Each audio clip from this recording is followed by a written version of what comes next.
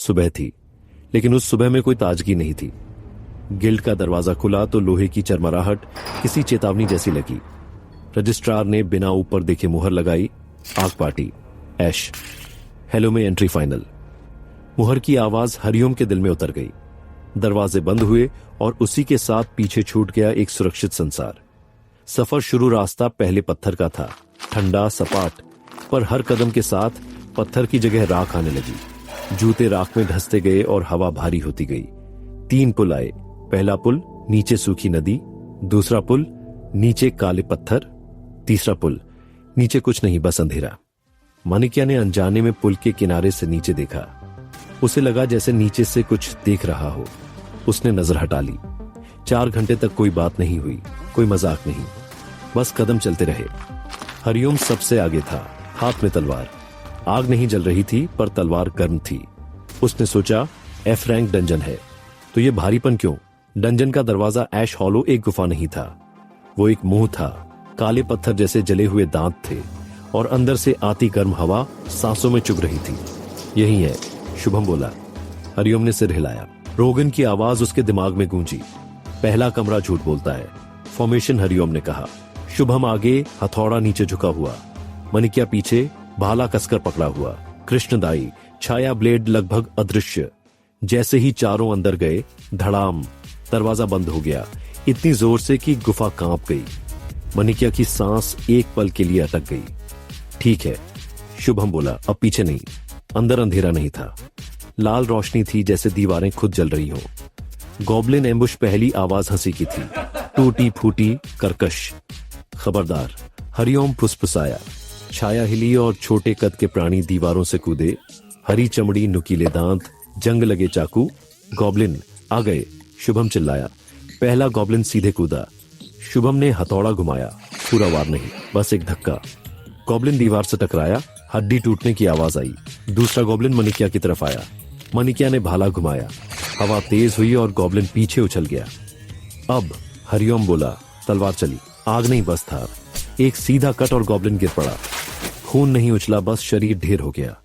F rank है, शुभम हंसा, ज्यादा। तीसरा गॉब्लिन पीछे से आया, लेकिन कृष्ण ने कुछ नहीं कहा। छाया, ब्लेड हिली और गॉब्लिन बीच में ही रुक गया, जैसे किसी ने उसकी परछाई काट दी हो। शरीर गिरा। एक पल की खामोशी छा गई। हरिओम ने चारों को देखा, कोई घायल नहीं था। आसान था, और वही सबसे बड़ी गलती थी। स्पाइडर कॉरिडोर आगे रास्ता संकरा हो गया। छत से कुछ टपका, जाल। मनिक्या ने कहा। अगले ही पल सफेद धागे चारों तरफ फैल गए। जमीन पर कुछ कांपा, फिर दूसरा, फिर तीसरा। स्पाइडर मॉन्स्टर्स, घुटने जितने ऊंचे पर बहुत तेज। पहला स्पाइडर शुभम के पैर पर चढ़ा। उसने हथौड़ा नीचे पटका। जमीन भी टूटी और स्पाइडर भी, लेकिन दूसरा पीछे से कूदा। हरिओम ने तलवार घुमाई और इस बार आग सच में भड़की। स्पाइडर जलते हुए चीखा, पर हवा और गर्म हो गई। मनिक्या की सांस उलझने लगी। तीसरा स्पाइडर छत से गिरा। उसने भाला ऊपर फेंका। हवा ने दिशा बदली और भाला सीधा उसकी आंख में लगा, लेकिन उतरते समय उसका हाथ कांप गया। थकान थी, पसीना आंखों में था। 1, 2, 3 कितने मारे किसी को याद नहीं, बस इतना याद रहा कि सांस जल रही थी। आखिरी स्पाइडर गिरा तो कोई जश्न नहीं हुआ, सब वहीं बैठ गए। शुभम का हाथ कांप रहा था। मनिक्या दीवार से टिक गई। हरिओम की तलवार जल रही थी, पर वो उसे ठंडा नहीं कर पा रहा था। थोड़ा आराम, शुभम बोला। हरिओम ने सिर हिलाया, बस थोड़ा। वेयरवुल्फ मैसेकर पहली दहाड़ इतनी तेज थी कि कान बज उठे। जमीन कांप गई। उठो, हरिओम चिल्लाया। अंधेरा एकदम घना हो गया। लाल रोशनी गायब हो गई, बस पीली चमकती आंखें दिखीं। पहला वेयरवुल्फ आगे आया, 2 गुना बड़ा, उभरी मांसपेशियां और हाथ में जादुई चिन्ह। ये एफ रैंक नहीं है, कृष्ण बोला। दूसरी दहाड़ आई, फिर तीसरी। पीछे हटो, हरिओम ने कहा, लेकिन देर हो चुकी थी। पहला वेयरवुल्फ चपटा। शुभम ने हथौड़ा उठाया। टक्कर हुई और शुभम दीवार से टकराकर गिर पड़ा। हथौड़ा हाथ से छूट गया। मनिक्या ने हवा चलाई, लेकिन वेयरवुल्फ एक कदम भी नहीं हिला। उसने हाथ उठाया और हवा जैसे टूट गई। मनिक्या जमीन पर गिर पड़ी। हरिओम ने पूरी आग छोड़ दी। तलवार धधकी, वार लगा, पर कट नहीं लगा। वेयरवुल्फ हंसा। उसी पल दूसरा पीछे से आया। अंधेरा और गहरा हो गया, फिर तीसरा, फिर चौथा। चारों तरफ दहाड़ें गूंजने लगी। हरिओम ने मणिक्या को खींचा। शुभम उठने की कोशिश कर रहा था। कृष्ण हिल नहीं रहा था। भागो, हरिओम चिल्लाया, लेकिन कहां? अंधेरे में कोई दिशा नहीं थी। पहला वार हरिओम की पीठ पर पड़ा। दर्द नहीं, बस झटका। दूसरा वार शुभम पर। उसकी आवाज गूंज भी नहीं पाई। मणिक्या कुछ कहना चाहती थी, लेकिन अंधेरा उस पर छा गया। आखिरी चीज जो हरिओम ने देखी, वेयरवुल्फ की चमकती आंखें और ऊपर एक जादुई चिन्ह। उसके दिमाग में आखिरी विचार आया, ये बी रैंक है। फिर कुछ नहीं, खामोशी, गहरी, निर्दयी। कुछ मौतें गलती से नहीं होती, कुछ मौतें डिजाइन की जाती हैं, और कुछ मौतें ऐसी होती हैं जिनकी जिम्मेदारी मरने वाले की नहीं होती। वाचक बताता है कि पुर्तगाल वर्ल्ड में 4 किशोर मरे, न इसलिए कि वे कमजोर थे, न इसलिए कि उन्होंने कोई नियम तोड़ा, और न इसलिए कि उन्होंने गलत फैसला लिया। वे मरे क्योंकि सिस्टम ने गलती की। उन्हें एफ रैंक डंजन कहा गया था, लेकिन जो दरवाजा उनके पीछे बंद हुआ वह बी रैंक का था। ऐसा डंजन जहां अनुभवी योद्धा भी पूरी तैयारी के बिना कदम नहीं रखते, और वे केवल नव प्रवेशी थे। यह पहली बार नहीं था जब सिस्टम ने धोखा दिया, लेकिन यह पहली बार था जब सिस्टम ने अपनी गलती स्वीकार की। चारों की मृत्यु स्थायी मानी गई। उनका डेटा रिकॉर्ड हो चुका था और उनकी चेतना टूट चुकी थी, लेकिन उसी टूटन के बीच एक नया प्रोटोकॉल सक्रिय हुआ। दूसरा मौका प्रोटोकॉल। यह न दया था और न न्याय, यह संतुलन था। सिस्टम ने उन्हें एक और मौका दिया, खुद को बचाने का और फिर से अस्तित्व में आने का। लेकिन हर मौका बिना कीमत के नहीं आता। चारों को बताया गया कि वे मर चुके हैं, और जो मर चुका हो वह उसी जगह वापस नहीं जा सकता। पृथ्वी जिसे वे जानते थे अब उनके लिए बंद थी। इसी तरह उन्हें एक नए आयाम में टेलीपोर्ट किया गया, एक ऐसी दुनिया में जो परिचित थी लेकिन पूरी तरह अलग थी। उस दुनिया की पहचान थी पृथ्वी 0x9। यह भी पृथ्वी ही थी, पर वैसी नहीं जैसी कोई याद करता है। यहां आसमान नीला था, सड़कें थीं और शहर थे, लेकिन हर चीज के नीचे कोड चलता था। पृथ्वी 0x9 एक हाईटेक दुनिया थी, जहां तकनीक सिर्फ सुविधा नहीं बल्कि अस्त्र थी। कृत्रिम बुद्धिमत्ता से नियंत्रित शहर, स्वचालित रक्षा प्रणाली और ऊर्जा से बने हथियार। सबसे महत्वपूर्ण बात यह थी कि यह दुनिया उनके पहुंचने से 10 साल पहले ही बदल चुकी थी। 10 साल पहले आसमान शब्दों में नहीं बल्कि संरचना में फटा था। तभी पहले द्वार खुले। पहला द्वार एक महानगर के बीच खुला, न नीला न लाल बल्कि काला, जैसे आकाश में एक घाव हो। उसके उस पार जो था उसे किसी ने पहले नहीं देखा था। वे प्राणी जीव नहीं थे, वे जादुई दानव थे। उनके शरीर भौतिक थे लेकिन आत्मा नहीं थी। सैनिकों ने गोलियां चलाईं, टैंक आगे बढ़े और मिसाइलें दागी गईं, लेकिन सब बेअसर रहीं। गोलियां उनके आर पार निकल गईं और धमाकों के बाद भी दानव चलते रहे। तभी मानवता ने सीखा कि इस दुश्मन को आम हथियार नहीं मार सकते। दुनिया में अराजकता फैल गई, शहर गिरने लगे, लोग मरने लगे और सरकारें टूट गईं। तभी कुछ लोगों के शरीर में कुछ जागा। वे लोग जो दानवों के सामने भागे नहीं, वे बदल गए। उनके भीतर जादुई ऊर्जा प्रकट हुई। कोई आग बुला सकता था, कोई हवा मोड़ सकता था और कोई छाया में गायब हो सकता था। दुनिया ने उन्हें नाम दिया, शिकारी। शिकारी सैनिक नहीं थे, वे अस्त्र थे और हर अस्त्र को मापा जाता है।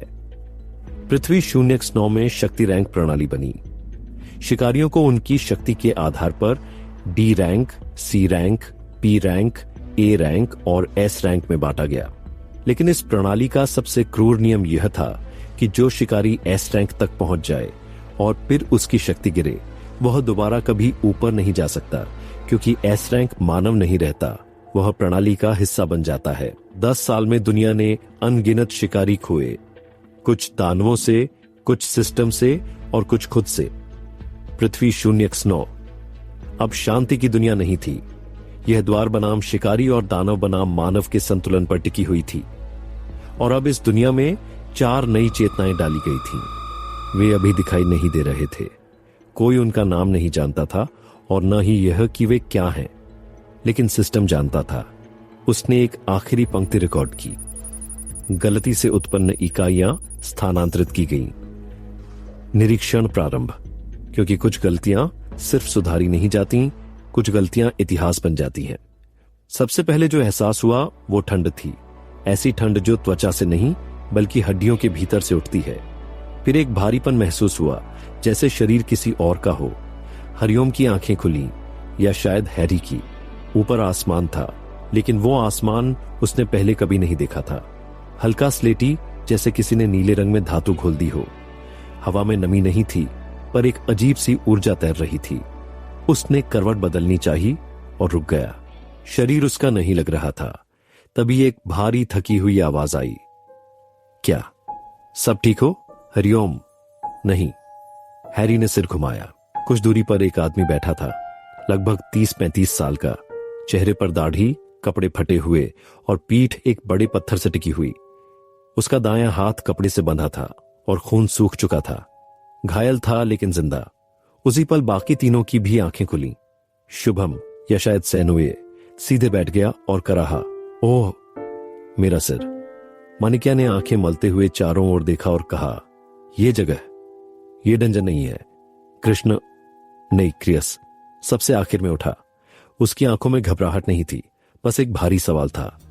तभी चारों के सिर में एक साथ तेज दर्द उठा, जैसे किसी ने दिमाग को दोनों हाथों से जकड़ लिया हो।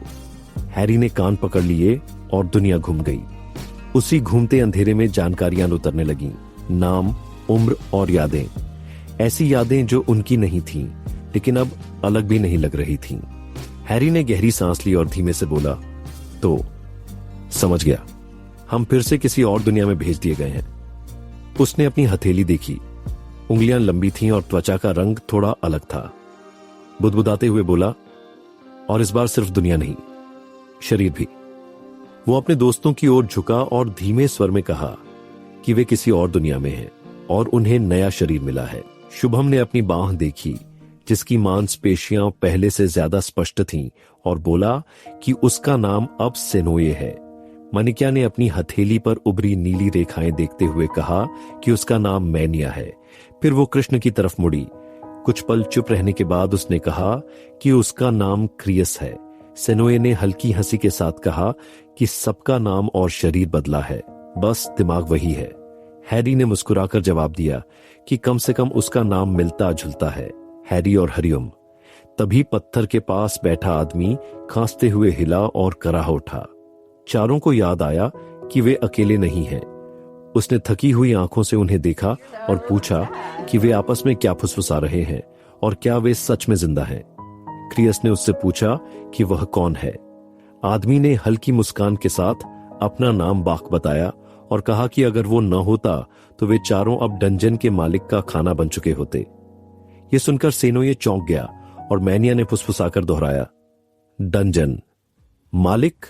क्रियस ने समझने की कोशिश करते हुए कहा कि उसने सुना था कि डंजन का मालिक मर जाए तो डंजन नष्ट हो जाता है और मालिक को मारे बिना कोई बाहर नहीं जा सकता। फिर वे यहां कैसे पहुंचे? बाक ने हंसते हुए कहा कि वो मजाक कर रहा था, लेकिन सच में लड़ाई के दौरान मालिक ने लगभग सबको मार ही दिया था और वह बस थोड़ी बेहतर हालत में था। तभी अचानक वहां रोशनियां आई, एक नहीं कई, जैसे अंधेरे में दरवाजे खुल गए हों। इसके बाद उसकी आंखों के सामने अंधेरा छा गया और जब होश आया तो वे सब यहां थे। हैरी ने धीरे से सांस छोड़ी। तो ये वही जगह है, सिस्टम का दूसरा मौका। उसने चारों ओर देखा। यह जगह डंजन नहीं लग रही थी, लेकिन पृथ्वी भी नहीं। हवा में मशीन जैसी हल्की आवाज थी। दूर ऊंची ऊंची धातु की इमारतें थीं। आसमान में छोटे उड़ते मंच और जमीन पर रेखाएं थीं, जैसे पूरी दुनिया को किसी जाल में बांट दिया गया हो। क्रियस की आंखों में एक नाम उभर आया, पृथ्वी शून्य स्नो। बाक ने उन्हें देखते हुए कहा कि वे नए लगते हैं और शायद अभी तक नहीं जानते कि यहां मरने का मतलब क्या होता है। हैरी ने पूछा कि उसका क्या मतलब है। बाक की मुस्कान गायब हो गई। उसने गंभीर स्वर में कहा कि यहां मरना सिर्फ अंत नहीं होता, यहां मरना शुरुआत भी हो सकता है। दूर कहीं एक द्वार खुलने की गूंज सुनाई दी। आसमान में काली दरार धीरे धीरे फैल रही थी और उसके उस पार कुछ हिल रहा था। चारों चुप थे, लेकिन सबने एक साथ महसूस किया, यह दुनिया उन्हें जान चुकी है। ये थी द लास्ट डिवाइन पैराडॉक्स। अगर कहानी ने आपको सोचने पर मजबूर किया तो लाइक और सब्सक्राइब जरूर करना। मैं हूं ब्रिजेश यादव। और आप देख रहे हैं मिस्टेरियस वॉल्ट, जहां हर कहानी एक रहस्य नहीं, एक चेतावनी होती है।